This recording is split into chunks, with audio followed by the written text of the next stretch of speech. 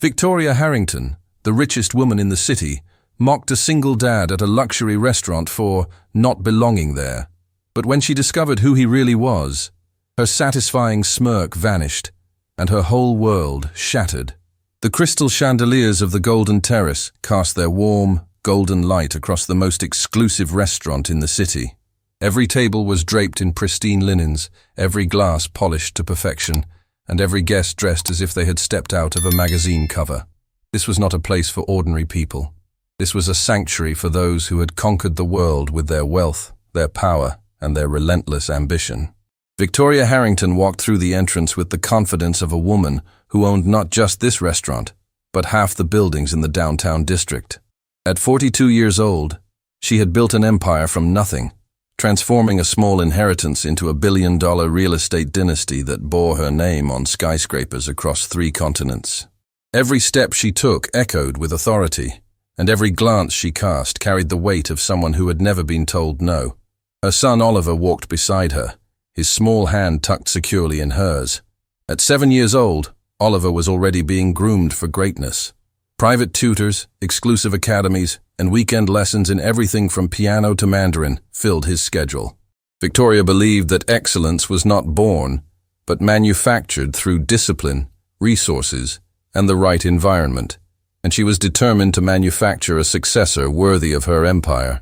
"Good evening, Mrs. Harrington." The maitre d' greeted her with a deep bow, his voice trembling slightly with the reverence reserved for the restaurant's most important patron. "Your usual table is ready." "I should hope so," Victoria replied without breaking stride. "I made the reservation 3 weeks ago." The maitre d' rushed ahead to pull out her chair, nearly tripping over himself in his eagerness to please. Victoria sat down with practiced elegance, positioning Oliver in the seat across from her, where she could monitor his posture, his manners, and his conversation throughout the meal. "Sit up straight, Oliver," she instructed, as she unfolded her napkin with surgical precision. "A Harrington never slouches." "Yes, mother," Oliver responded automatically, adjusting his posture as he had been trained to do since he could walk. Victoria surveyed the restaurant with the practiced eye of someone who noticed everything and approved of very little. The Golden Terrace was acceptable, she supposed. The service was adequate, the cuisine was passable, and most importantly, the clientele was carefully curated to exclude anyone who might diminish the establishment's prestige. That was when she saw him. At a table near the window, a man sat with a little girl who appeared to be around Oliver's age. But unlike the other patrons who blended seamlessly into the luxurious environment, this man stood out like a stain on silk.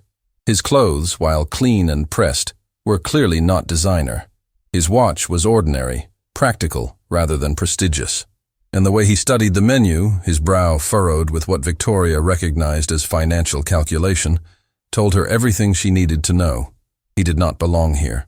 Victoria's lips curled into a thin smile of disdain. She had built her fortune by recognizing patterns, by identifying weaknesses, by understanding exactly where people belonged in the social hierarchy. And this man, whoever he was, had clearly wandered into the wrong establishment. "Mommy, can I have the pasta?" the little girl asked, her voice carrying across the quiet restaurant with the innocent volume of childhood. "Of course, sweetheart," the man replied, his voice warm despite the obvious tension in his shoulders. "Tonight is special. You can have whatever you want." Victoria watched as the man's eyes flickered briefly to the prices on the menu, watched as he swallowed hard before nodding at his daughter's choice. She recognized that look. It was the look of someone stretching beyond their means, someone pretending to belong in a world that would never truly accept them. "Pathetic," she murmured under her breath. "What, mother?" Oliver asked, looking up from his own menu. "Nothing, darling. Just observing the interesting variety of people who seem to think they can dine here nowadays." Oliver followed his mother's gaze to the man and the little girl. "They look nice," he said simply. "Looking nice and being appropriate are 2 entirely different things," Victoria corrected him sharply. "Remember, Oliver, we are Harringtons. We do not associate with people who do not understand our world." The waiter approached their table with menus and a nervous smile. Victoria ordered without looking at him, her attention still fixed on the man across the restaurant who had committed the unforgivable sin of existing in her space without the proper credentials. "I'll have the salmon, prepared exactly as I specified last time. Oliver will have the chicken, no sauce, vegetables on the side, and send a bottle of the 2015 reserve to the table. The good one, not the one you serve to tourists." "Of course, Mrs. Harrington, right away." As the waiter scurried off, Victoria noticed something that made her eyes narrow. The little girl at the other table had gotten up and was walking toward the dessert display near the center of the restaurant. She moved with the carefree joy of a child who had not yet learned that the world was divided into those who belonged and those who did not. And then, as if the universe had decided to personally offend Victoria Harrington, the little girl tripped. It was a small stumble, nothing dramatic, but it sent her careening directly into Oliver's chair. The boy, startled, dropped his water glass, which shattered against the marble floor with a sound that echoed through the entire restaurant. Every head turned, every conversation stopped, and Victoria Harrington felt her blood turn to ice. "Oh no, I'm so sorry," the little girl exclaimed, her eyes wide with genuine distress. "I didn't mean to. I'm really, really sorry." The man was at her side in an instant, his face flushed with embarrassment as he pulled his daughter gently away from Oliver's chair. "I apologize," he said, his voice steady despite the obvious shame coloring his features. "Emma, say sorry to the boy." "I already did, Daddy. I said sorry." Victoria rose from her seat like a cobra preparing to strike. The temperature in the restaurant seemed to drop several degrees as she fixed her gaze on the man and his daughter. "Sorry?" she repeated, her voice dripping with contempt. "Your daughter just assaulted my son and destroyed restaurant property, and you think sorry is sufficient?" "It was an accident," the man said calmly, though Victoria could see his jaw tighten. "Children trip sometimes. I'm happy to pay for the broken glass." "Pay for it?" Victoria laughed, a cold, brittle sound that held no warmth whatsoever. "Do you even know how much that glass costs? Do you know who I am?" The man met her gaze directly, and something in his eyes flickered. Not fear, which Victoria was accustomed to seeing. Something else entirely. "I know exactly who you are, Mrs. Harrington," he said quietly.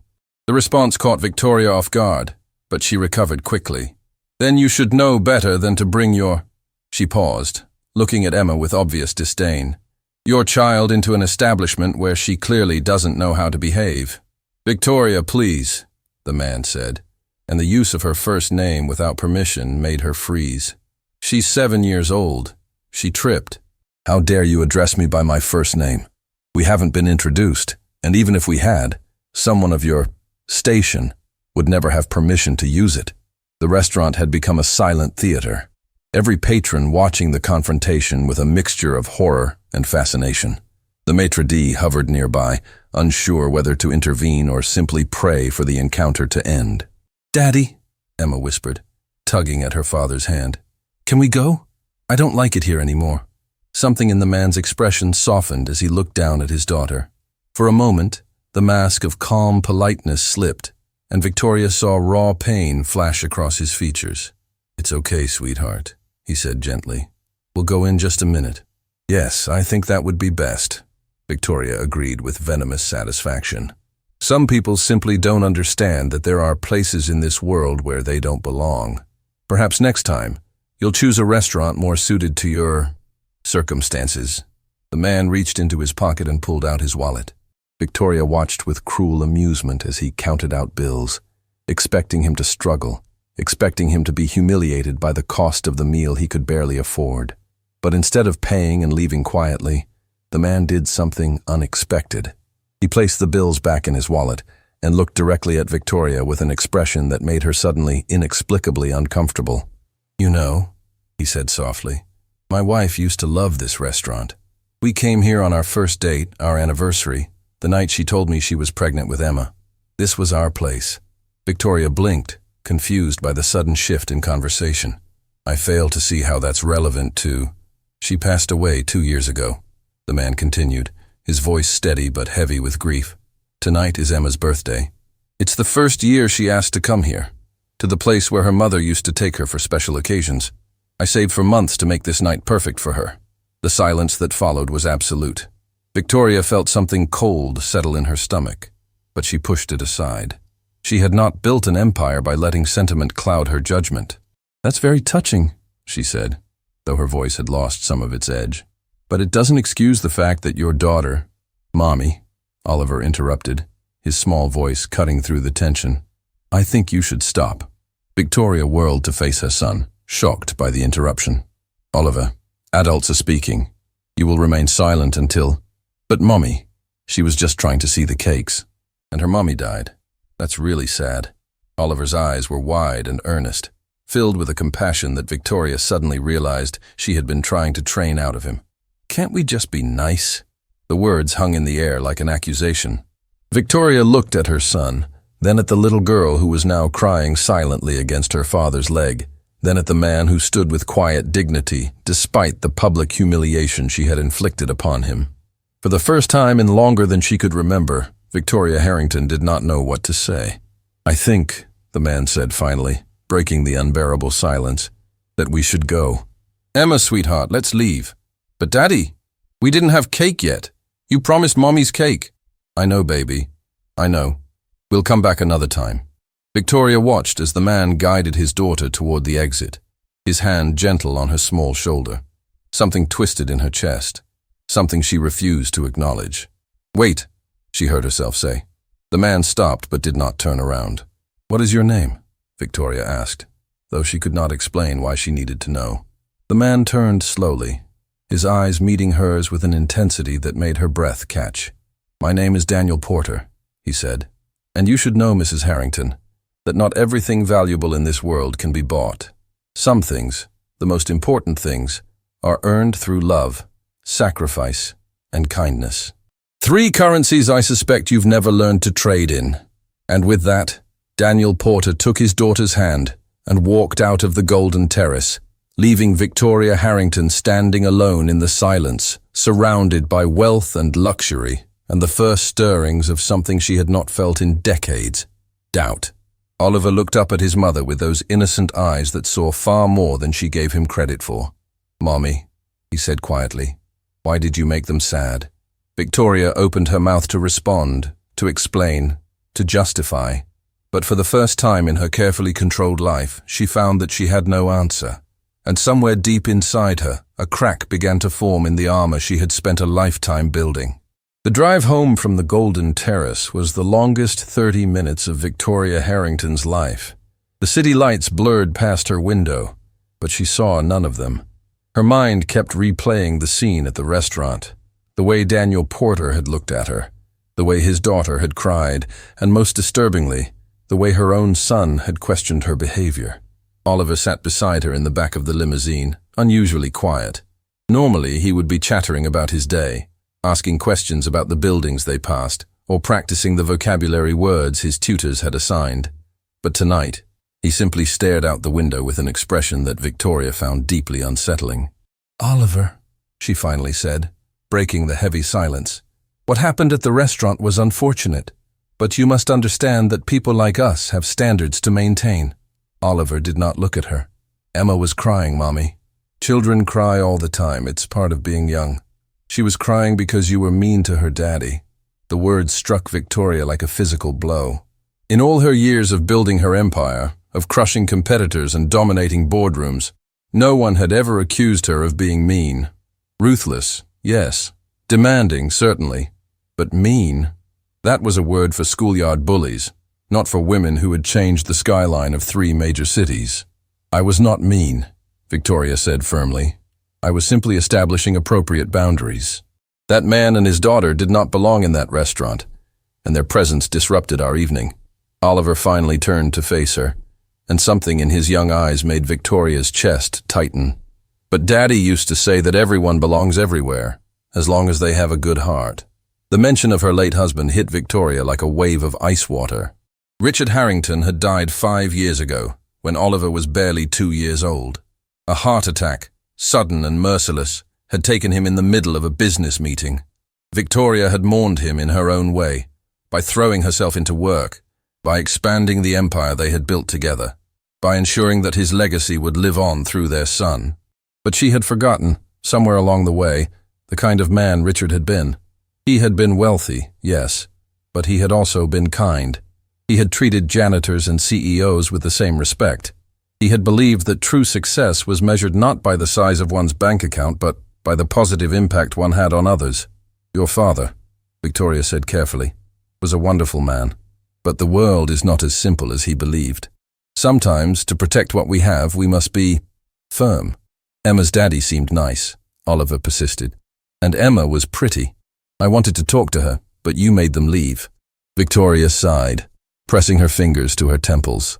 This conversation was giving her a headache, and she had an important board meeting in the morning that required her full attention. Enough, Oliver. When you're older, you'll understand. But even as she said the words, Victoria was not sure she believed them herself. That night, after Oliver had been tucked into bed by the nanny, and the mansion had fallen into its usual cavernous silence, Victoria found herself unable to sleep. She wandered through the empty hallways of her home, past priceless artwork and antique furniture, until she reached Richard's old study. She had not entered this room in years. After his death, she had ordered it sealed, preserved exactly as he had left it. But tonight, something compelled her to push open the heavy oak door and step inside. The smell hit her first. Old books, leather, and the faintest trace of the cologne Richard used to wear. Victoria felt her throat tighten as she looked around at the room that had once been the heart of their home. Richard's desk still held his papers, frozen in time from the day he had left for that final meeting. His reading glasses sat beside an open book, waiting for a reader who would never return. And on the wall, a framed photograph showed Richard holding a newborn Oliver, his face radiant with joy and hope. Victoria sank into Richard's chair, feeling the weight of years pressing down upon her. When had she become this person? When had she stopped seeing people as human beings and started seeing them only as obstacles or assets? She remembered the early days, before the billions, before the empire. She and Richard had started with nothing but dreams and determination. They had eaten cheap meals in tiny apartments, celebrated small victories with cheaper wine, and built their success brick by brick through hard work and genuine connection with others. Richard had always said that their greatest asset was not their business acumen, but their humanity. People invest in people, he used to tell her, not in corporations. The moment we forget that, we've lost everything that matters. Victoria had nodded along at the time, but somewhere in the years after his death, she had forgotten. The grief had hardened into something cold and protective, a shell that kept out pain but also kept out everything else. "I'm sorry, Richard," she whispered to the empty room. "I think I've lost my way." The next morning, Victoria did something she had not done in years. She cancelled her board meeting. Her assistant, Margaret, nearly fainted when Victoria called to deliver the news. "But Mrs. Harrington, the investors are flying in from Tokyo specifically for this meeting. They've been planning this for months. Reschedule it," Victoria said simply. "I have something more important to attend to." "More important than a $200 million deal?" "Yes, Margaret, far more important." Victoria spent the morning at her computer, using resources that most people did not know existed. Within hours, she had compiled a complete profile on Daniel Porter. What she discovered made her blood run cold. Daniel Porter was not, as she had assumed, a working-class man who had wandered into a restaurant above his station. He was a former architect, one of the most promising in the city, who had designed buildings that Victoria herself had admired. His firm, Porter and Associates, had been responsible for the innovative sustainable housing project that had won international recognition 5 years ago.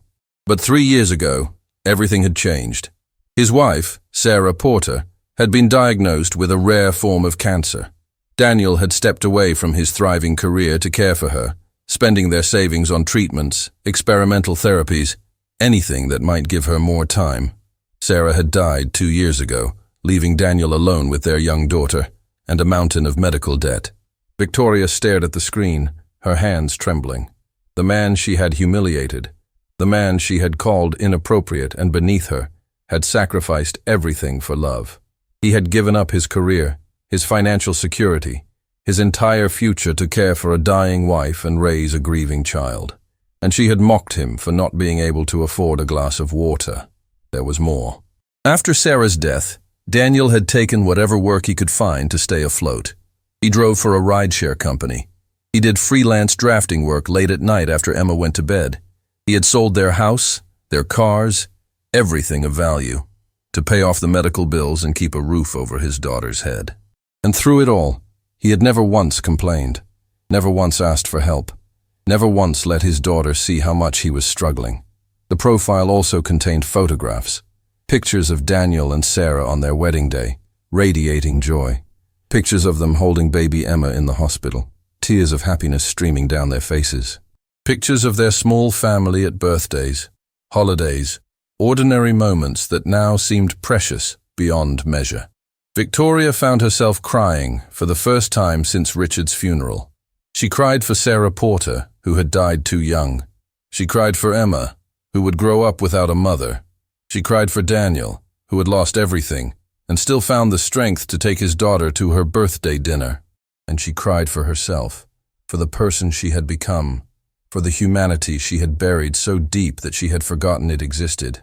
When the tears finally stopped, Victoria made a decision. She picked up her phone and called Margaret back. "I need you to find someone for me," she said. "His name is Daniel Porter. I need his address, his phone number, and his current work schedule. And Margaret, this is confidential. No one is to know about this inquiry." "Of course, Mrs. Harrington. May I ask what this is regarding?" Victoria paused, staring at the photograph of Daniel and Sarah on her screen. "It's regarding a debt," she said finally. "One that I need to repay." 2 days later, Victoria found herself standing outside a modest apartment building in a neighborhood she had never visited. The contrast with her own gated mansion could not have been more stark. The building was old, but clean, maintained with obvious care despite limited resources. She had come alone, without her driver or her security team. For what she needed to do, there could be no witnesses, no intermediaries, no buffer between herself and the truth. Victoria climbed the stairs to the 3rd floor, her designer heels clicking against worn linoleum. She found apartment 3B and stood before the door, her heart pounding in a way it had not since her first major business presentation decades ago. She raised her hand to knock, then hesitated. What would she say? How could she possibly apologize for what she had done? What words could bridge the chasm between her world of privilege and Daniel's world of sacrifice? Before she could decide, the door opened. A woman stood in the doorway, elderly with kind eyes and grey hair pulled back in a neat bun. She looked at Victoria with surprise, but no recognition. "Can I help you?" the woman asked. "I'm looking for Daniel Porter," Victoria said. "Does he live here?" "He does, but he's not home right now. He's picking up Emma from school." The woman studied Victoria with shrewd eyes. "I'm his neighbor, Martha. I watch Emma sometimes when Daniel has to work late." "Are you a friend of his?" The question cut deep. No, Victoria was not Daniel's friend. She was something far worse. "I'm an acquaintance," Victoria managed. "I need to speak with him about something important. Do you know when he'll be back?" Martha checked her watch. "Should be about 20 minutes. You're welcome to wait inside my apartment if you'd like. I was just making tea." The invitation was so unexpected, so genuinely kind, that Victoria found herself accepting before she could think of an excuse to decline. Martha's apartment was small but warm, filled with photographs of grandchildren and the smell of fresh baking. Victoria perched awkwardly on an old sofa that was more comfortable than it looked, accepting a cup of tea in a chipped mug that probably cost less than the napkins at the Golden Terrace. "So how do you know Daniel?" Martha asked, settling into a worn armchair with her own cup. Victoria hesitated. "We met briefly at a restaurant a few days ago." "Ah, Emma's birthday dinner." Martha nodded knowingly. "He saved for months for that. Sarah used to take Emma there every year, you know. It was their special tradition." "Yes, I heard." "That man is a saint," Martha continued, warming to her subject. "After everything he's been through, losing Sarah, losing his business, he never complains, never asks for help, just works himself to the bone to give that little girl a good life." Victoria felt the familiar sting of shame in her chest. "He sounds like a wonderful father. The best I've ever seen. And Emma." Martha's face softened with affection. "That child is a light, always smiling, always helping others, always seeing the good in everyone, just like her mother was." The sound of footsteps in the hallway made both women look toward the door. Victoria heard a child's voice, bright and excited, followed by a deeper voice that made her stomach clench with anxiety. "Martha, we're back! Emma wants to show you the picture she drew at school today." The door to Martha's apartment opened, and Daniel Porter walked in, holding Emma's hand. Time seemed to stop. Daniel's expression shifted from warmth to shock to guarded wariness in the span of a single heartbeat. Emma, unaware of the tension, tugged at her father's hand. "Daddy, who is that lady?" Victoria stood slowly, her teacup trembling in her hands. All the words she had rehearsed, all the apologies she had prepared, vanished from her mind like smoke in the wind. "Mr. Porter," she said, her voice barely above a whisper. I needed to—" Daniel's jaw tightened. "Mrs. Harrington, I'm surprised to see you here." "Daddy, I remember her," Emma said suddenly, her small face clouding with recognition and hurt. "She's the mean lady from the restaurant. She made me cry." The words were a knife to Victoria's heart. She looked at this child, this innocent little girl who had lost her mother and been publicly humiliated on her birthday, and felt something inside her shatter completely. "Emma," Victoria said, kneeling down to the girl's level, "I owe you an apology. What I did at the restaurant was wrong. Very, very wrong. And I am so sorry." Emma looked at her father uncertainly. Daniel's expression remained guarded, but he gave his daughter a small nod. "It's okay," Emma said softly, though her eyes were still wary. "Daddy says that sometimes people do mean things because they're hurting inside. Are you hurting inside, lady?" The question, so simple and so profound, broke through every wall Victoria had built around her heart. "Yes," she admitted, tears streaming down her face. "Yes, I think I have been hurting for a very long time." Daniel watched this exchange with an expression Victoria could not read. Finally, he spoke. "Emma, why don't you show Martha your picture in her kitchen? I need to talk to this lady for a minute." "Okay, Daddy." When Emma and Martha had disappeared into the kitchen, Daniel turned to Victoria with arms crossed over his chest. "I don't know why you're here, Mrs. Harrington, but if you've come to cause more pain for my daughter, I'll ask you to leave now." "No," Victoria said quickly. "That's not why I'm here. I came to apologize. And to—" She paused, searching for the right words. "To understand." "Understand what?" "How you do it," Victoria said honestly. "How you stay so good. After everything you've lost, after everything you've suffered, how do you still have kindness in your heart?" Daniel studied her for a long moment, and Victoria had the uncomfortable sensation of being seen, truly seen, for the first time in years. "Because kindness is all I have left to give," he said finally.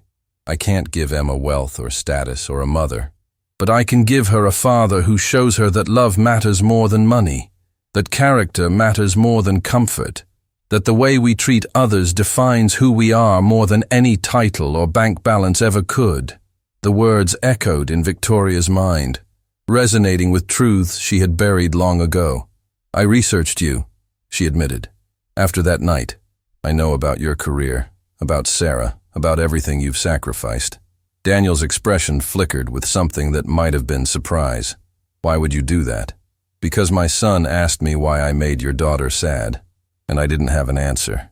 Victoria took a shaky breath. "I've spent the last 30 years building an empire, Mr. Porter. I've accumulated more wealth than I could spend in 10 lifetimes.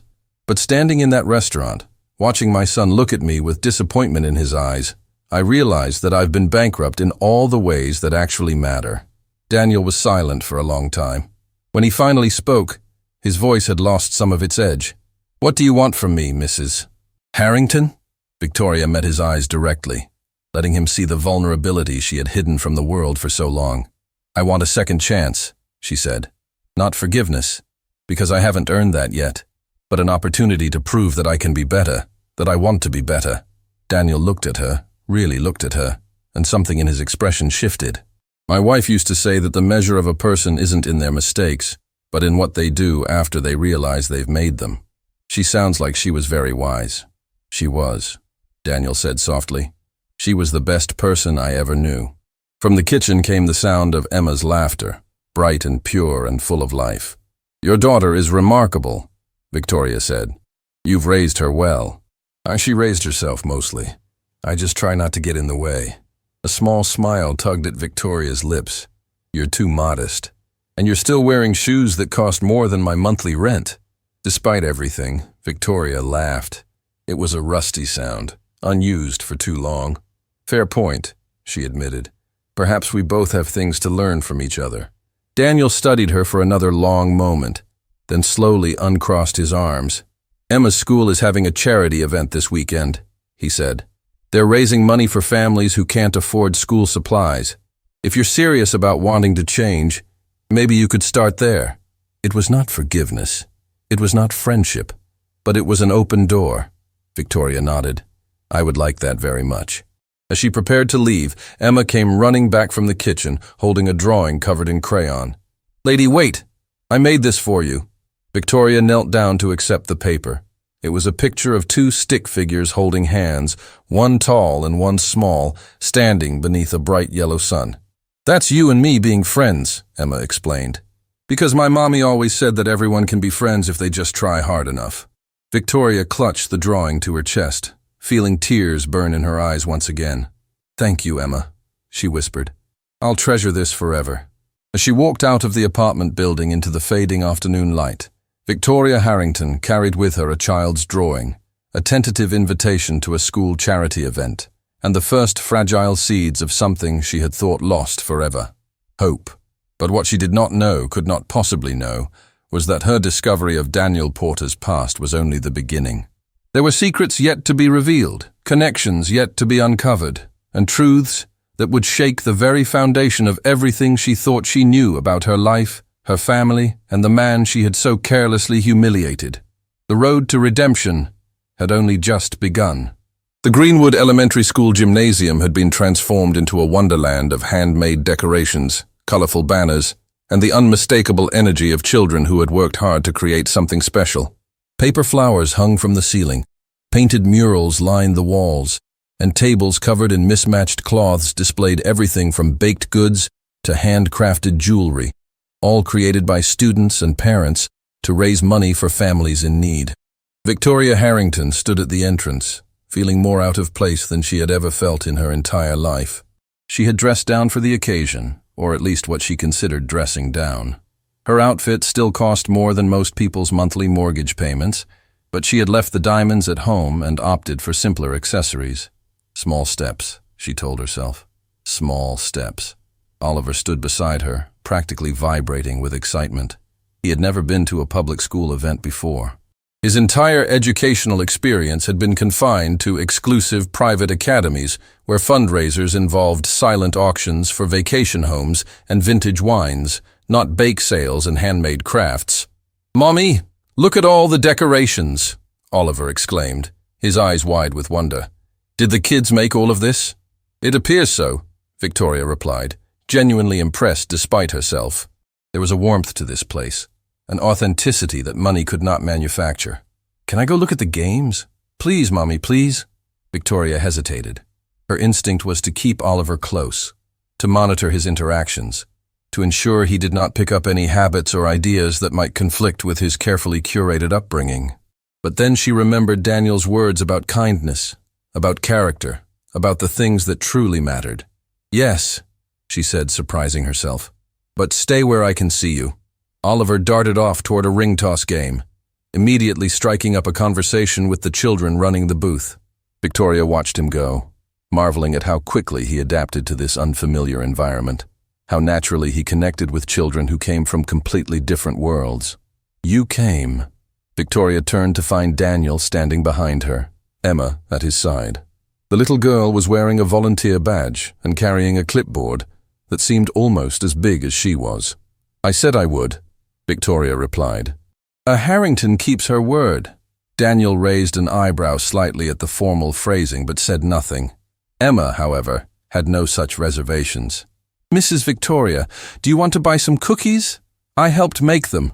Well, Martha helped more, but I put the chocolate chips in." The enthusiasm was infectious.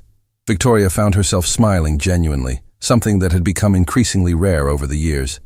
"I would love to buy some cookies, Emma. In fact, I would like to buy all of them."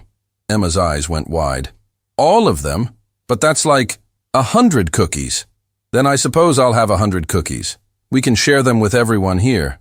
Daniel watched this exchange with an expression that Victoria could not quite read. There was wariness there, certainly, but also something that might have been cautious approval. "That's very generous," he said carefully. It's the least I can do, Victoria replied, meeting his eyes. I meant what I said at your apartment, Mr. Porter. I want to do better. I want to be better. Before Daniel could respond, a commotion near the entrance drew everyone's attention. A woman had arrived, elegant and composed, accompanied by several people carrying cameras and notepads. Victoria recognized her immediately. Catherine Wells, the city's most prominent society columnist, whose weekly column could make or break reputations with a single paragraph. What is she doing here? Victoria muttered, her defenses immediately rising. She covers charity events sometimes, Daniel said. Good publicity for her image.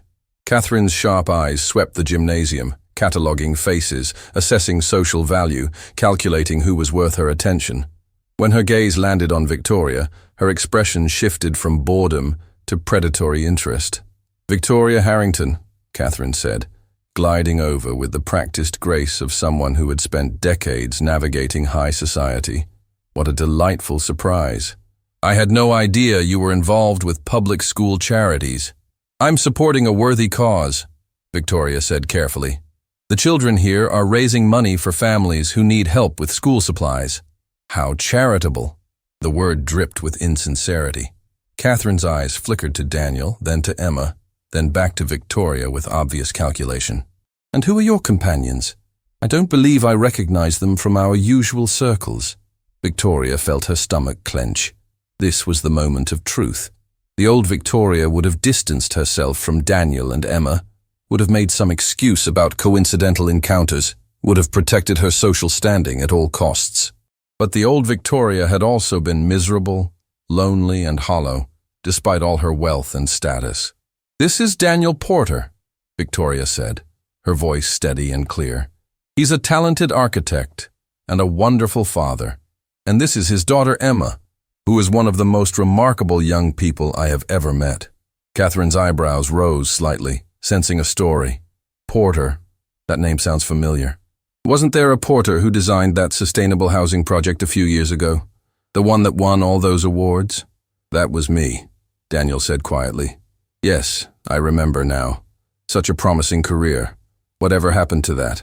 The question was delivered with surgical precision, designed to wound, to expose, to create drama that would fill column inches. Victoria saw Daniel's jaw tighten, saw the pain flash briefly across his features before he composed himself. Life happened, Daniel said simply. Priorities changed. How mysterious. Catherine pulled out her phone, clearly preparing to take notes. I'd love to hear more. The public is always fascinated by stories of the mighty fallen. Something inside Victoria snapped. Catherine, she said, stepping between the columnist and Daniel. If you're looking for a story, I have one for you. It's about a man who gave up everything, his career, his financial security, his future, to care for his dying wife. It's about a father who works multiple jobs to give his daughter a good life, while never once complaining about his circumstances. It's about courage, sacrifice, and love that most people only dream about.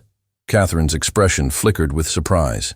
This was not the Victoria Harrington she knew, the one who traded in gossip and looked down on anyone beneath her station. And, Victoria continued, her voice gaining strength, it's about a woman who was so blinded by her own privilege that she failed to see the extraordinary people standing right in front of her. A woman who is trying, finally, to become worthy of the kindness that others have shown her despite her behavior. The gymnasium had grown quiet around them. Parents, children, and volunteers had stopped what they were doing to watch this unexpected confrontation. Catherine stared at Victoria for a long moment, recalculating, reassessing. Well, she said finally, that is certainly a different angle than I expected. Perhaps I'll write about the transformative power of community involvement instead. It's more on brand for charity events anyway. She moved away, her entourage following, leaving Victoria standing with Daniel in the aftermath of what had just happened. You didn't have to do that, Daniel said quietly. Yes, I did. Victoria turned to face him. I've spent my entire life worrying about what people like Catherine Wells think of me. I've made decisions based on protecting my reputation rather than doing what's right. I'm done with that. Daniel studied her face, searching for something. Whatever he found seemed to satisfy him, because for the first time since they had met, he smiled at her without reservation. My wife would have liked you. he said. The person you're becoming, I mean. Not the person you were at the restaurant. I wish I could have met her. She was extraordinary. Daniel's voice softened with memory. Sarah could see the good in everyone, even when they couldn't see it in themselves. She believed that people were capable of change, of growth, of becoming better versions of themselves. She sounds like Emma. Emma is exactly like her mother. Same smile, same heart, same ability to make everyone around her feel special. Victoria watched Emma across the gymnasium, helping Oliver with the ring toss game, her laughter carrying across the crowded space. Mr. Porter, may I ask you something personal? At this point, I think you can call me Daniel. Daniel, then. Victoria paused, gathering her thoughts. How did you meet your wife?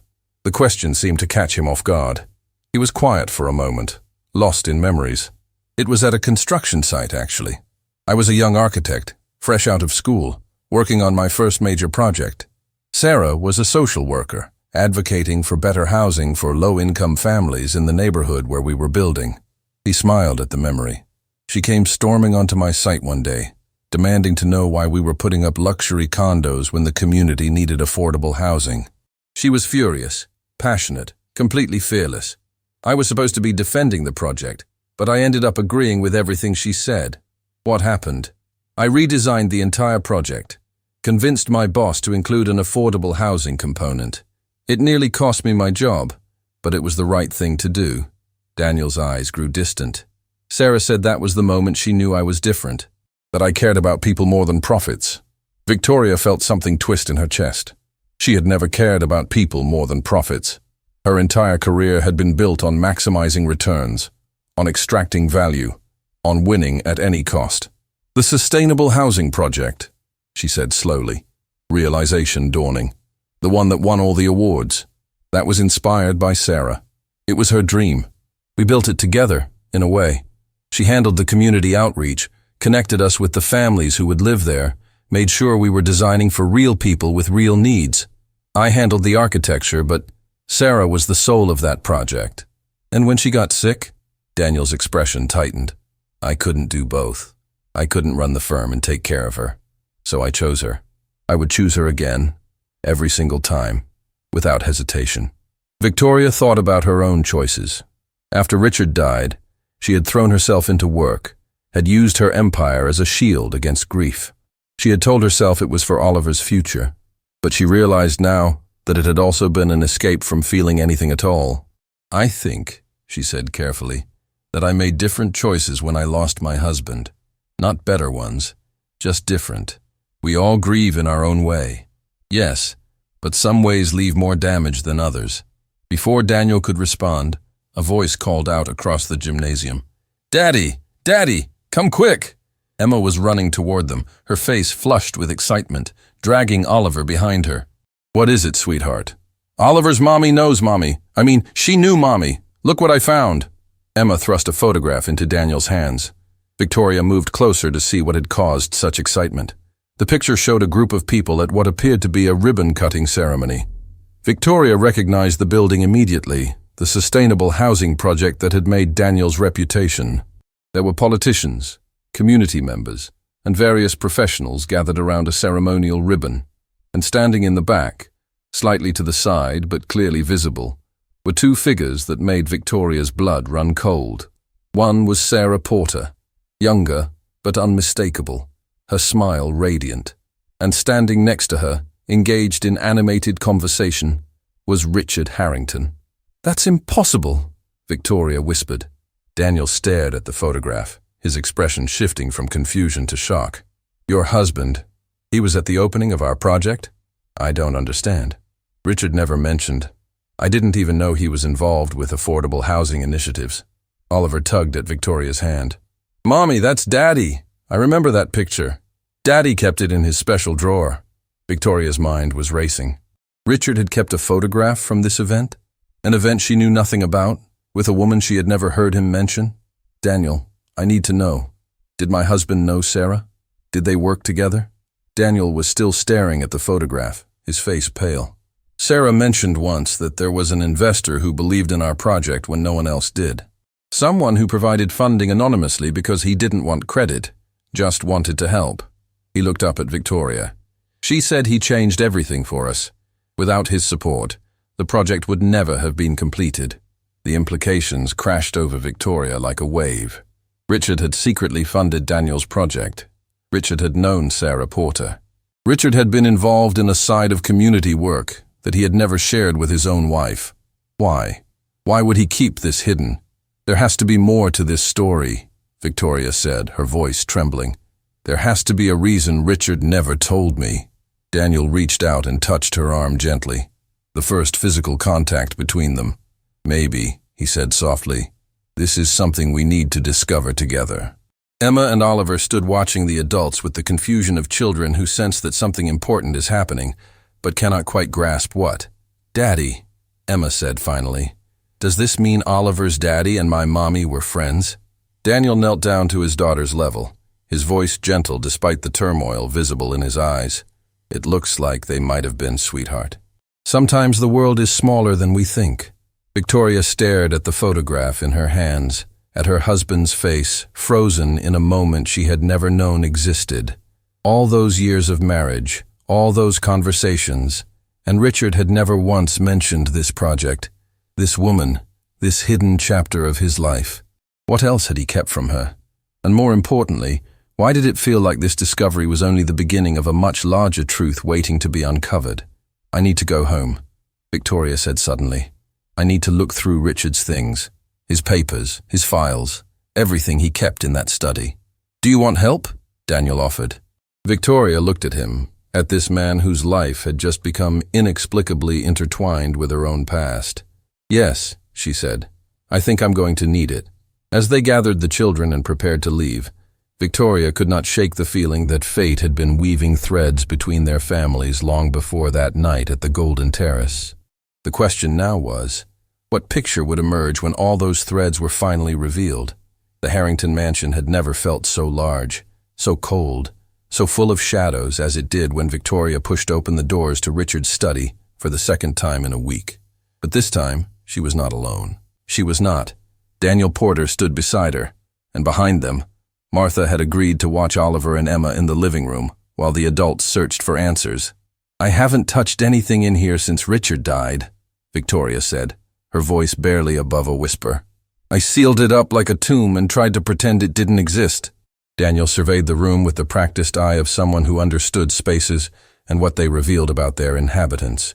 The study was elegant but warm, filled with books that showed signs of actual reading, photographs that captured genuine moments rather than posed portraits, and personal touches that seemed at odds with the ruthless businesswoman Victoria had become. This doesn't look like the office of someone focused only on profits, Daniel observed quietly. No, Victoria agreed, seeing the room through new eyes. It doesn't.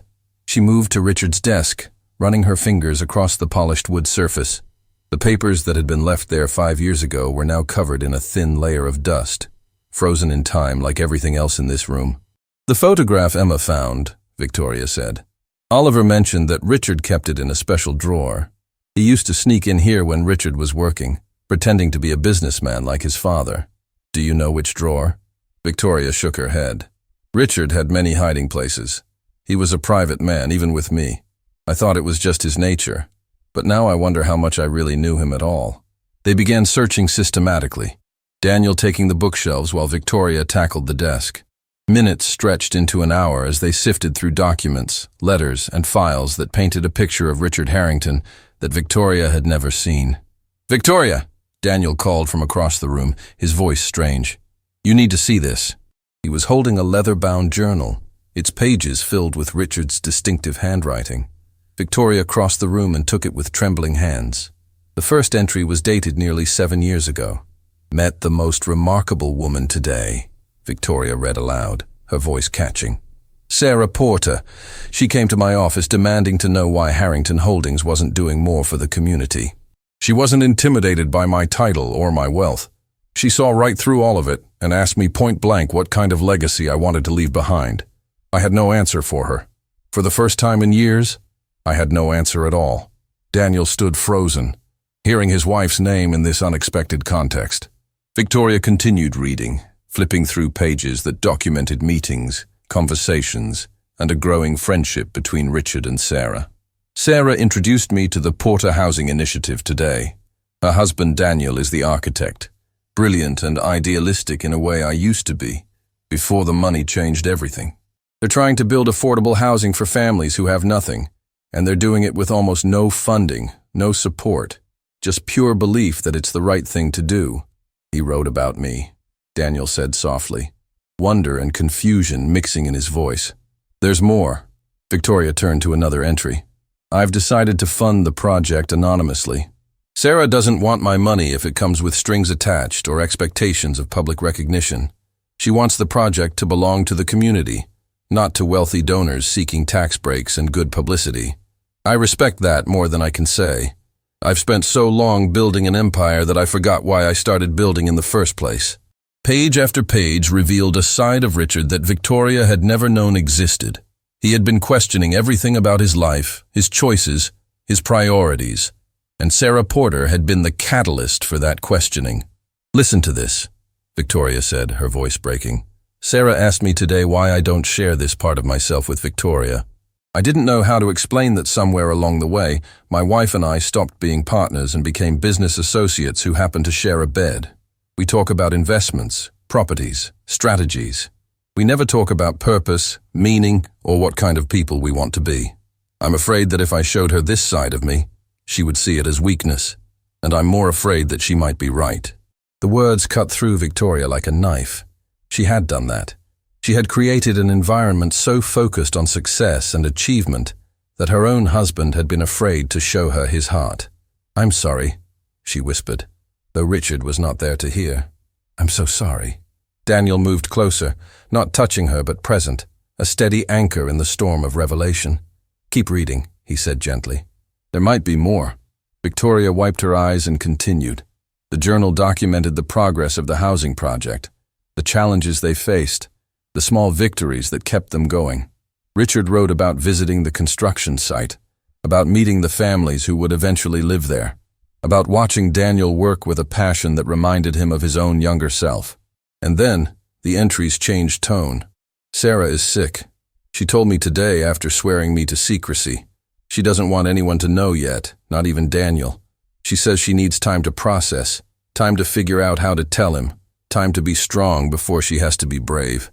I wanted to argue, but how can I? This is her battle, her choice, her truth to share when she's ready. Daniel made a sound, something between a gasp and a sob. She knew. She knew before she told me, and she told Richard first. Daniel, I don't think... No, it's okay. He took a shaky breath. Sarah always needed time to process things before sharing them. She would work through her feelings privately, and then present them to the world fully formed. It makes sense that she would need that time for something this devastating. Victoria continued reading, her heart breaking with every word. Sarah has started treatment. She's trying to keep working on the project, but I can see how much it takes out of her. Daniel knows now, and watching him watch her is one of the most painful things I've ever witnessed. He loves her with a completeness that I envy and admire in equal measure. I find myself wondering if Victoria and I ever loved each other that way, or if our marriage was always more merger than romance. The entries became more sporadic as Sarah's illness progressed. Richard wrote about the guilt of keeping this friendship secret from Victoria, about his growing conviction that he needed to change his own life, about plans he was making for the future. And then, an entry that made Victoria's blood run cold. I've made a decision. After the project is complete, I'm going to tell Victoria everything. About Sarah, about my doubts, about the person I want to become. I'm going to propose that we shift our focus from accumulation to contribution, from building empires to building communities. I don't know if she'll understand. I don't know if our marriage can survive the truth. But I can't keep living this divided life, one person in the boardroom and another in my heart. Sarah says that authenticity is the foundation of a meaningful life. I think she's right. I think it's time I found out who I really am. The entry was dated 1 week before Richard's fatal heart attack. Victoria closed the journal, unable to read anymore. The implications of what she had discovered were overwhelming. Richard had been planning to transform their entire lives, to share his secret self with her, to invite her into a partnership of purpose rather than profit. And then he had died, taking all those plans, all those hopes, all those unspoken words with him. He was going to change everything, Victoria said, her voice hollow. He was going to tell me the truth, and then he was going to ask me to change with him. But he never got the chance, Daniel finished quietly. 5 years. Victoria looked around the study with new understanding. For 5 years, I've been running an empire that he was planning to redirect. I've been becoming harder, colder, more ruthless, while he was dreaming of becoming softer, warmer, more connected. She laughed bitterly. Do you know the cruelest irony? If he had lived, if he had told me what he was planning, I probably would have rejected it. I would have seen his compassion as weakness, his desire to help others as a distraction from real success. I would have been exactly the person he was afraid I had become. But you're not that person anymore, Daniel said. The woman who defended me at the school, who apologized to Emma, who came here searching for truth instead of running from it. That's not the person Richard was afraid of. No, Victoria agreed slowly. But it took losing him and then nearly destroying your family at that restaurant to wake me up. It took hitting rock bottom before I could see how far I had fallen. Daniel was quiet for a moment, processing everything they had discovered. Sarah never told me about Richard, he said finally. She kept their friendship completely separate from our life together. Does that bother you? I thought it might, Daniel admitted. When Emma found that photograph, when I realized they had known each other, my first instinct was suspicion. Had there been something between them? Had Sarah kept secrets that changed the meaning of our marriage? And now I understand. Sarah compartmentalized because she was protecting something precious. Her friendship with Richard gave her an outlet, a place where she could be someone other than a wife, a mother, an advocate. Everyone needs spaces like that, relationships that exist outside their primary identity. Victoria nodded slowly. Richard found the same thing with Sarah, a friend who saw him as a person rather than a fortune. They helped each other become better versions of themselves, Daniel said. That's not betrayal. That's grace. The word hung in the air between them, carrying weight and meaning that neither fully understood yet. There's something else in here, Victoria said, noticing an envelope tucked into the back of the journal. It was sealed, with Victoria's name written on the front in Richard's handwriting. He wrote you a letter, Daniel said, and never sent it. Victoria's hands trembled as she opened the envelope. The letter inside was dated the day before Richard died. My dearest Victoria, she read aloud.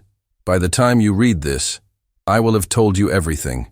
About Sarah, about the project, about the man I've been hiding from you for too long. I don't know how you'll react.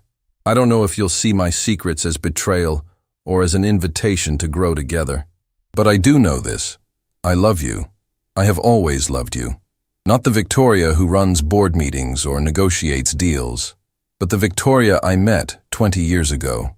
The one who dreamed of building something meaningful, who believed that success should serve a purpose greater than itself. I know that woman is still inside you, buried under years of pressure and expectation and fear. I'm writing this letter as a promise. I will spend the rest of my life helping you find her again.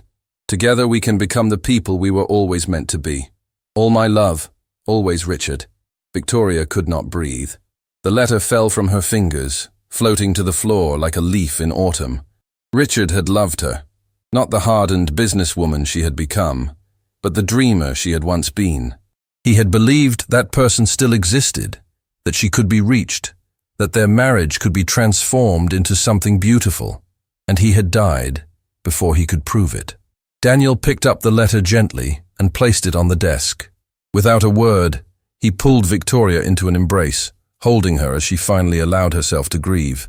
Not just for Richard, but for all the years they had wasted, all the conversations they had never had, all the love that had been locked away behind walls of ambition and fear. She cried for a long time, and Daniel held her through all of it, offering nothing but presence and patience.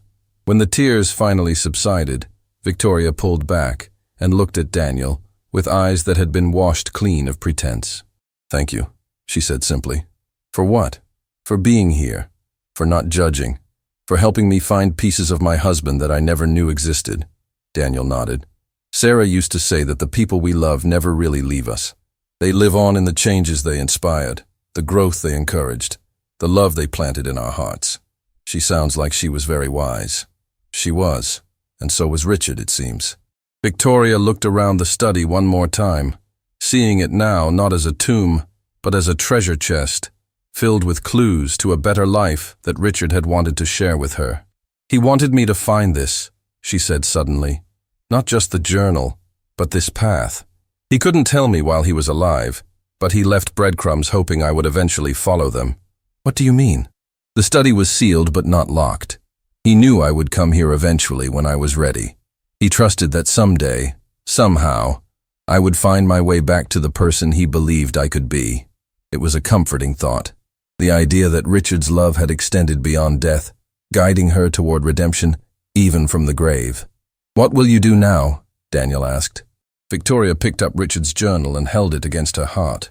I'm going to honor his wishes, she said. I'm going to redirect the company toward projects that matter, initiatives that help people, developments that serve communities instead of just shareholders. That's a big change. It's the change Richard wanted, the change he was planning before he died. Victoria smiled through her tears. And maybe, just maybe, it's the change I've needed all along. From the living room, they could hear Oliver and Emma laughing at something, their joy cutting through the heaviness of the moment like sunshine through clouds. Our children brought us together, Daniel observed. Or rather, Emma's accident at the restaurant started a chain of events that led here. Do you believe in fate? Victoria asked. I believe in Sarah, Daniel said, and I'm starting to believe in Richard too. I think wherever they are, they're watching this unfold and smiling. Victoria liked that image. Richard and Sarah reunited somewhere beyond the veil, orchestrating reunions and revelations from whatever came next. We should tell the children, she said. Not everything, but enough. They deserve to know that their parents were connected long before they met. Daniel nodded. Emma will love that. She always says her mother sends her signs and messages. Finding that photograph will feel like proof. Together, they left the study and walked toward the sound of their children's laughter. Whatever came next, whatever challenges awaited, they would face them together. Two families, separated by circumstance, but connected by fate. Two widows of the heart, finally finding their way home. 1 year had passed since the night at the Golden Terrace, and the world had changed in ways that no one could have predicted. The Harrington Holdings headquarters, once a monument to cold corporate efficiency, had been transformed into something entirely different. The lobby now featured photographs of community projects, testimonials from families whose lives had been changed, and a mission statement that would have made Richard Harrington weep with joy. Building homes, building hope, building futures. Victoria stood at the window of her office, watching the city spread out beneath her like a tapestry of possibility. The same view that had once represented conquest and domination now represented something far more meaningful: opportunity, connection, and purpose. Mrs. Harrington, Margaret's voice came through the intercom. The delegation from the Porter Harrington Foundation has arrived for the ceremony. Thank you, Margaret. I'll be right down. Victoria took one last look at the photograph on her desk. It was a new addition to her office, one that she had framed just weeks ago. The image showed Richard and Sarah standing together at the ribbon-cutting ceremony, two kindred spirits who had found each other across the boundaries of wealth and circumstance. Beside it sat Emma's crayon drawing of two stick figures holding hands beneath a yellow sun.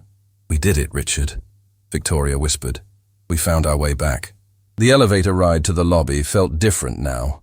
Where Victoria had once descended like a queen surveying her kingdom, she now moved with the humble anticipation of someone about to witness something beautiful unfold. The lobby was filled with people. Not investors or board members or society columnists, but families.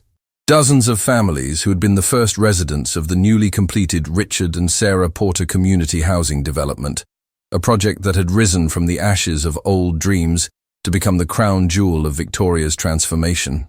Daniel stood near the entrance, Emma at his side, both of them dressed for the occasion. Oliver broke away from his mother the moment the elevator doors opened and ran to join his friend, the two children embracing with the easy affection that had developed over months of shared adventures, play dates, and the kind of genuine friendship that crosses all social boundaries. You ready for this? Daniel asked as Victoria approached. I've been ready for a year, Victoria replied. I just didn't know it until that night at the restaurant. The ceremony was held in the courtyard of the new housing development, a beautiful space designed by Daniel himself, featuring gardens, playgrounds, and gathering areas that encouraged community connection. 300 families would call this place home, families who had previously struggled to find safe, affordable housing in a city that had forgotten them. Victoria approached the podium, looking out at the crowd of faces that represented everything she had been fighting for over the past 12 months. There were tears in many eyes, including her own. "Thank you all for being here today," she began, her voice steady despite the emotion threatening to overwhelm her. "A year ago, I was a different person.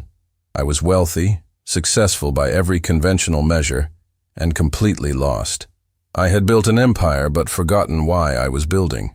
I had accumulated fortune but lost sight of what truly mattered." She paused, gathering her thoughts. "Then I met a man and his daughter at a restaurant. I treated them with cruelty and contempt, assuming that my money made me superior, that my status gave me the right to humiliate others. I was wrong. I was so terribly, unforgivably wrong." Victoria looked at Daniel, who nodded encouragingly. "That man, Daniel Porter, and his remarkable daughter Emma, taught me something that all my business degrees and financial success never could. They taught me that true wealth is measured not in dollars, but in dignity, not in possessions, but in purpose, not in what we accumulate, but in what we give away." The crowd was silent, hanging on every word. What you see around you today is not just a housing development. It is a testament to two extraordinary people who believed that everyone deserves a safe place to call home. My husband, Richard Harrington, and Daniel's wife, Sarah Porter, shared a friendship and a vision that I knew nothing about until after both of them had passed. They dreamed of building communities, not just buildings. They dreamed of changing lives, not just balance sheets. Victoria's voice broke slightly, but she continued. "Richard left behind a journal documenting his hopes for a different kind of legacy. Sarah left behind a husband and daughter who carry her compassion in everything they do. Today, we honor both of them by completing the work they started, by proving that their dreams were not foolish idealism, but achievable reality." She stepped back from the podium and gestured toward Daniel. "I would like to invite Daniel Porter to say a few words. Without his talent, his dedication, and his willingness to forgive someone who did not deserve forgiveness, none of this would have been possible." Daniel took the podium, his eyes sweeping across the crowd of families who would soon have keys to their new homes. "My wife Sarah used to say that the true measure of a society is how it treats its most vulnerable members. She believed that housing was not a luxury, but a fundamental human right, that every child deserves to grow up in a safe, stable environment, that every family deserves the dignity of a place to call their own." He paused, composing himself. "When Sarah got sick, I thought her dreams would die with her. I thought that everything we had worked for would fade away, forgotten by a world that moves too fast to remember. I was wrong." Daniel looked at Victoria with genuine warmth. "Sometimes, the people who seem least likely to carry our dreams forward are exactly the ones who will champion them most fiercely. Victoria Harrington could have dismissed me that night at the restaurant and never thought of me again. Instead, she chose a harder path. She chose to examine her own behavior, to confront uncomfortable truths, and to transform herself into someone her husband would have been proud of. Sarah would have loved her," Daniel added softly. "The Victoria standing before you today is exactly the kind of person my wife believed everyone could become, given the right circumstances and the courage to change." Emma tugged at her father's sleeve, whispering something in his ear. Daniel smiled and lifted her up to the microphone. "I want to say something too," Emma announced, her small voice carrying across the courtyard with surprising strength. "My mommy is in heaven now, but I know she's watching, and I know she's happy because her dream came true. All these families are going to have homes, and that's what she always wanted." Emma looked directly at Victoria with those clear, honest eyes that had first asked if she was hurting inside. "And Mrs. Victoria isn't mean anymore. She's nice now, really nice. She even lets Oliver have sleepovers at my house, and she reads us stories, and she makes really good hot chocolate, even though Martha says she uses too much whipped cream." The crowd laughed, and the tension broke into something warmer, more human. My mommy always said that people can change if someone believes in them, Emma continued. Mrs. Victoria changed because my daddy believed in her and Oliver believed in her and I believed in her too. Now she believes in all of you. Victoria felt tears streaming down her face, but she made no move to wipe them away. This child, this remarkable little girl, who had every reason to hate her, had just given her the greatest gift imaginable, the acknowledgement that her transformation was real, that her efforts had been noticed, that she had become someone worthy of a 7-year-old's trust. The ribbon-cutting ceremony itself was almost anticlimactic after the emotional speeches. Victoria and Daniel held the oversized scissors together, their children standing beside them, and cut the ribbon that officially opened the Richard and Sarah Porter Community Housing Development. The crowd erupted in cheers, and families began streaming toward their new homes, keys in hand, tears on faces, hope in hearts. Later that evening, after the ceremonies had concluded and the crowds had dispersed, Victoria found herself walking through the quiet development with Daniel, Oliver, and Emma. The children ran ahead, exploring the playground equipment, their laughter echoing off the new buildings. Thank you, Victoria said quietly. For what? For everything. For giving me a second chance I didn't deserve. For helping me discover who my husband really was. For letting me be part of something meaningful for the first time in my life. Daniel stopped walking and turned to face her. Victoria, a year ago, I thought you were the most unpleasant person I had ever met. I went home that night from the restaurant and told Emma that some people were just broken in ways that couldn't be fixed. Victoria winced, but said nothing. I was wrong, Daniel continued. You're not broken. You were just lost. And sometimes the people who are most lost are the ones who find the most profound paths forward. Sarah really would have liked you, he added. She had a theory that the universe puts people in our paths for specific reasons, that every encounter is an opportunity for growth if we're brave enough to accept it. Do you believe that? I didn't used to. But after this year, after watching you transform from someone I couldn't stand to someone I'm proud to call a friend, I'm starting to think Sarah was onto something. Victoria smiled, the expression coming naturally now in a way it never had before. Richard believed something similar. In his journal, he wrote about how meeting Sarah changed the trajectory of his entire life, how one conversation with someone unexpected can redirect everything. Maybe that's their final gift to us, Daniel suggested. Richard and Sarah couldn't be together in life, but through us, through our children, their legacies are intertwined forever. Oliver and Emma came running back, breathless with excitement. Mommy! Daddy! The playground has a really tall slide and swings and a climbing wall and everything! Oliver exclaimed. Can we come back tomorrow and play more? Please, please, please! Emma added. Victoria knelt down to the children's level, something she had learned to do over the past year. You can come back anytime you want, she said. This place belongs to the community, and that includes you. Even though we don't live here, Oliver asked, especially because you don't live here. Part of being a community is sharing what we have with others. The families who live here will share their homes and their friendship. We share our time and our support. That's how communities work. Oliver nodded seriously, absorbing this lesson in the way that children do, filing it away for future reference. Mrs. Victoria, Emma said, tugging at her sleeve. Do you think my mommy and Oliver's daddy are friends in heaven? Like how you and my daddy are friends now? Victoria felt her heart constrict with emotion. I think they are, sweetheart. I think they've been friends for a very long time, watching over us, hoping we would find each other. That's good, Emma said with satisfaction, because it would be sad if they were lonely up there. Now they have each other, and we have each other, and everybody has somebody. The simple wisdom of childhood struck Victoria with its profound truth. Everybody has somebody. That was what community meant, what family meant, what love meant in its purest form.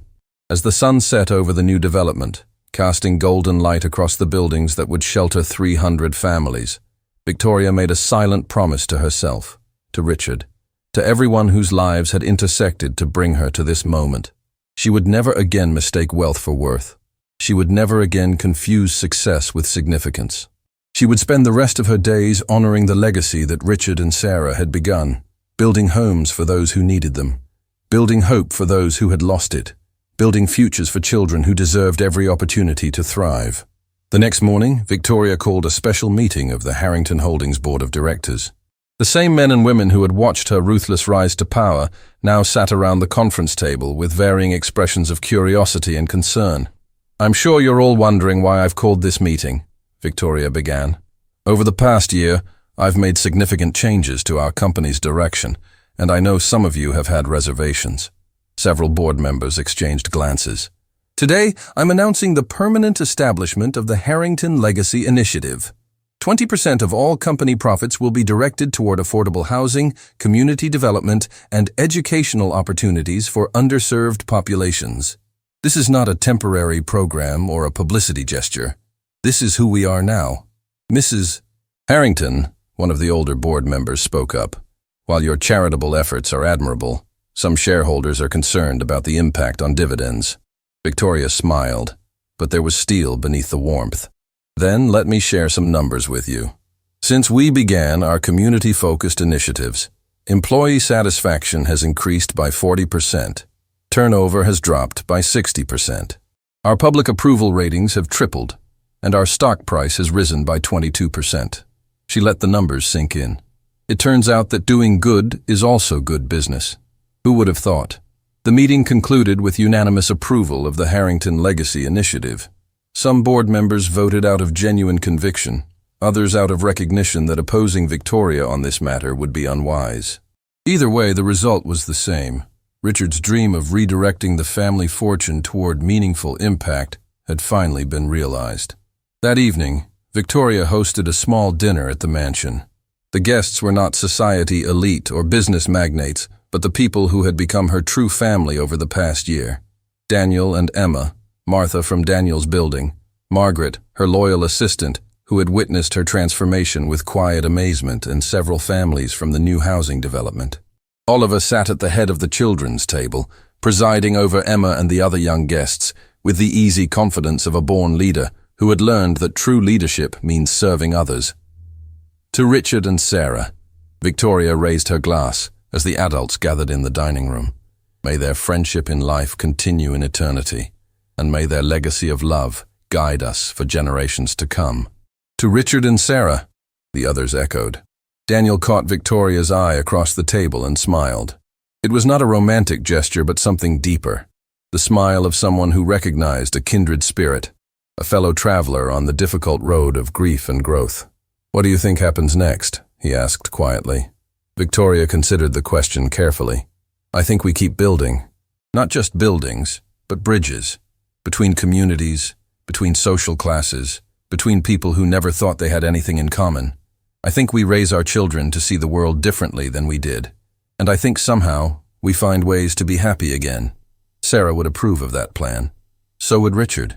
The evening ended with children falling asleep on couches, adults sharing stories and laughter, and a sense of belonging that Victoria had not felt since she could not remember when. As she tucked Oliver into bed that night, he looked up at her with sleepy eyes. "Mommy?" "Yes, darling. I'm glad you're not sad anymore. And I'm glad Emma's daddy made you nicer. And I'm glad we have a big family now, even though some of them don't live with us." Victoria kissed his forehead, her heart full to bursting. "I'm glad too, Oliver. I'm so very glad." She walked to the window and looked out at the city lights, thinking about all the families in the new development who were sleeping in safe beds for the first time. All the children who would grow up with stability and hope. All the lives that had been changed because one arrogant woman had been forced to confront her own cruelty. "Thank you, Richard," she whispered to the stars. "Thank you for believing in me even when I gave you no reason to. Thank you for leaving me the map to find my way home." Somewhere in the universe, she liked to imagine, Richard and Sarah were watching. Two souls who had recognized goodness in each other during their brief time on Earth, now reunited in whatever came next, smiling as they watched their loved ones carry forward the legacy they had begun. The story of Victoria Harrington did not end that night. It was, in many ways, just beginning. There would be more housing developments, more community programs, more lives changed. There would be challenges and setbacks, critics and doubters. But there would also be Oliver and Emma, growing up as siblings of the heart, carrying the values of compassion and service into a new generation. And there would be Victoria herself, no longer the cold billionaire who had mocked a grieving father, but a woman transformed by the simple, profound truth that love is the only currency that matters. The Golden Terrace restaurant eventually closed its doors, unable to compete with changing times and evolving tastes. But in its place rose a community centre bearing the names of Richard Harrington and Sarah Porter, a space where families gathered, children played, and strangers became neighbours. Above the entrance, carved in stone, were words that Sarah had once spoken to Richard during one of their many conversations about what truly mattered in life. The measure of a life is not in what we build for ourselves, but in what we leave behind for others. Victoria passed those words every day on her way to work. And every day, she remembered the woman she had been, the woman she had become, and the extraordinary journey that had transformed her from one to the other. It had started with cruelty and ended with compassion. It had started with judgment and ended with understanding. It had started with a broken glass in a fancy restaurant and ended with homes for hundreds of families. And it had started with a single father and his daughter who had taught a billionaire the most valuable lesson of all, that everyone, no matter how lost, can find their way home.